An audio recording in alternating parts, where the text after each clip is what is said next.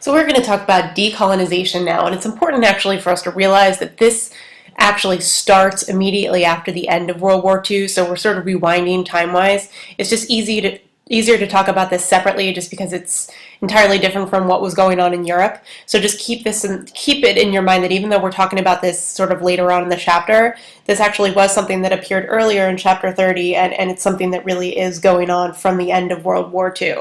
So ultimately what's happening is that after World War II ends, all these European powers like Britain, France, Italy, Germany, of course, but Germany really, they had lost their colonies starting right after World War I as a result of the Treaty of Versailles, right? But all these other countries that had colonies in Africa still, all these empires are going to start to disintegrate after World War II.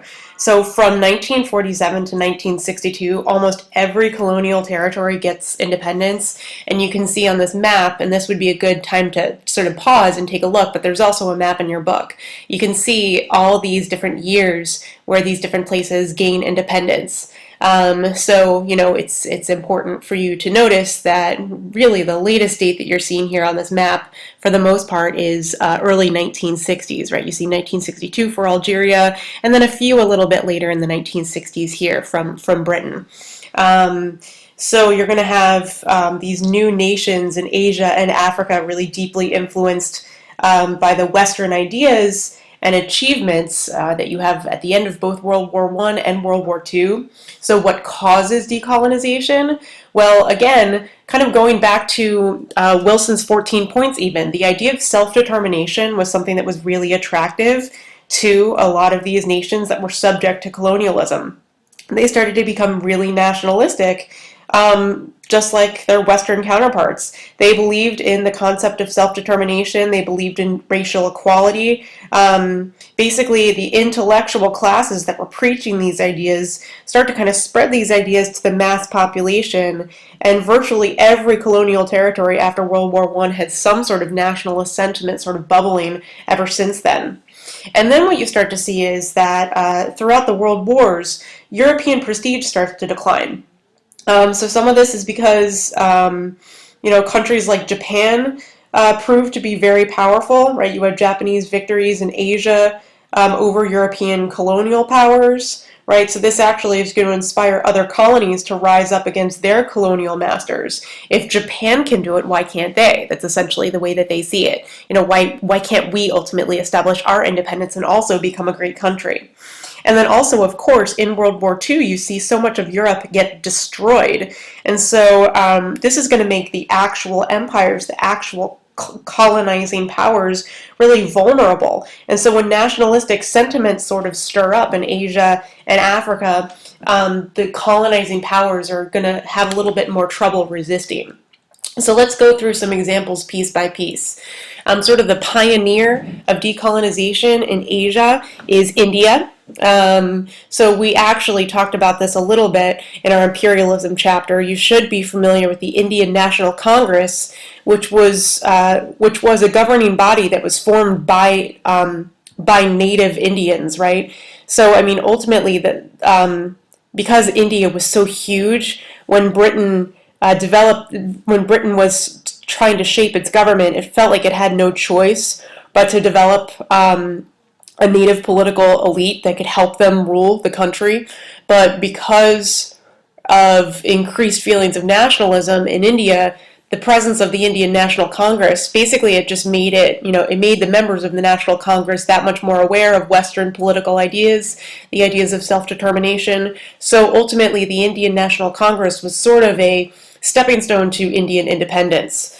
And that goes along with the second bullet point, which is just basically that young Indians are increasingly exposed to different Western ideas like nationalism, socialism, and democracy. And so by the early 20th century, you're going to see more and more native Indians start to demand greater political rights and ultimately independence. And that independence movement is going to be championed by Mohandas Gandhi, who you see below here, who are most likely very familiar with.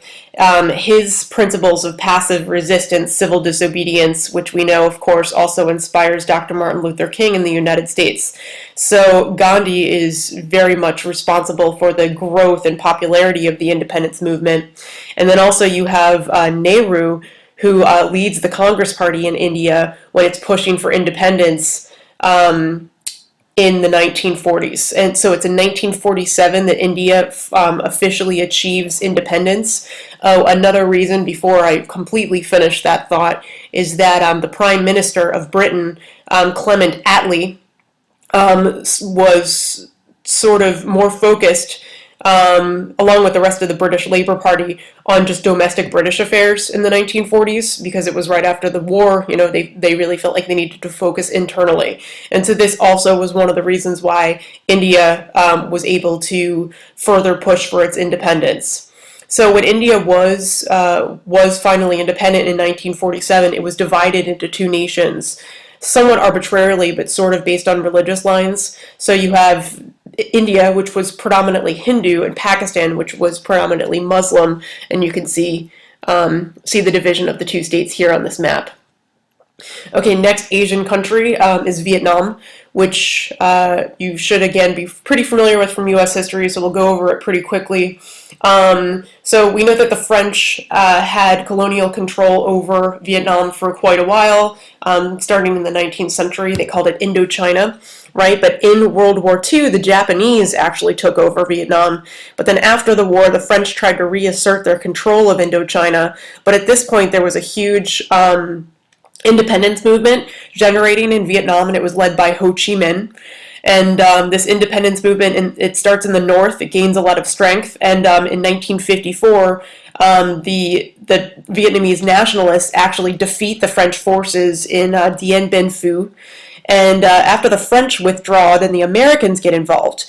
It's the same year, 1954, that Vietnam now divides into two separate countries. The North is communist and the South is pro-Western. And the Vietnam conflict was a civil war, right, between the communist section and the pro-Western section. The U.S. obviously intervened on behalf of the South. But despite heavy U.S. involvement, as we know, the U.S. is actually eventually defeated, and ultimately, Vietnam becomes reunified in 1975 and becomes a complete communist state, and it's free of Western influence. And this is a really iconic photograph here of the fall of Saigon. These are all pro-Western Vietnamese in Saigon who basically are fleeing Saigon when it's defeated by the North Vietnamese communists. Okay, so what's going on more in the Middle East? There are a variety of Arab states like Egypt, Saudi Arabia, Syria, Jordan, states that sort of surround the modern state of Israel, that are kind of loosely united, just because, first of all, they oppose colonialism in general. They too do not want foreign presence in their lands anymore, but they also don't like the idea of Jews migrating to Palestine.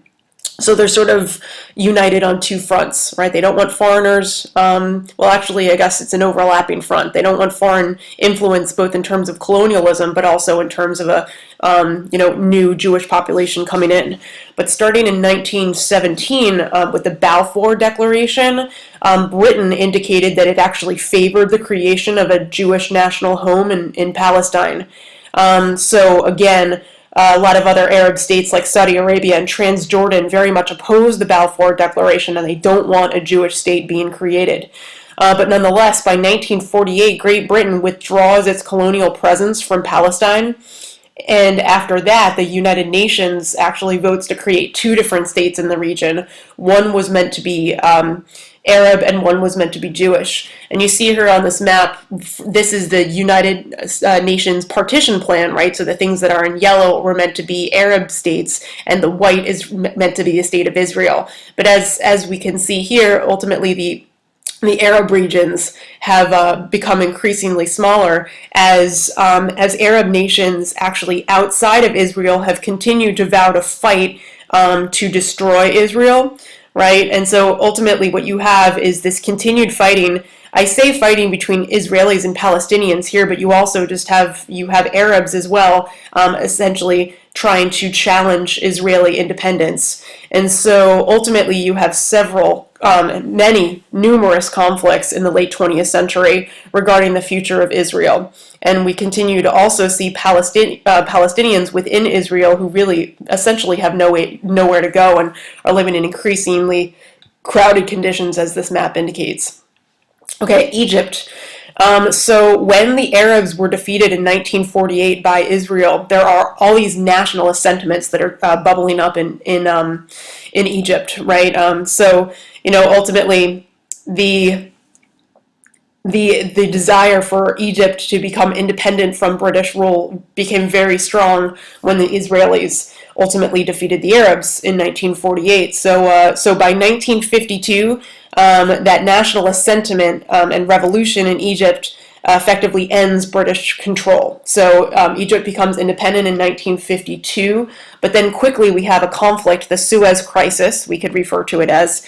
So this is in 1956. The president of Egypt, Nasser, nationalizes the Suez Canal, which basically means that the previous control, particularly the British control of the Suez Canal, was over, and Egypt was meant to control the flow of traffic through the canal and ultimately open it up to other states to use it. But this was very much opposed by Britain, France, and Israel. So they moved to attack Egypt because they wanted to take back control of the canal for themselves.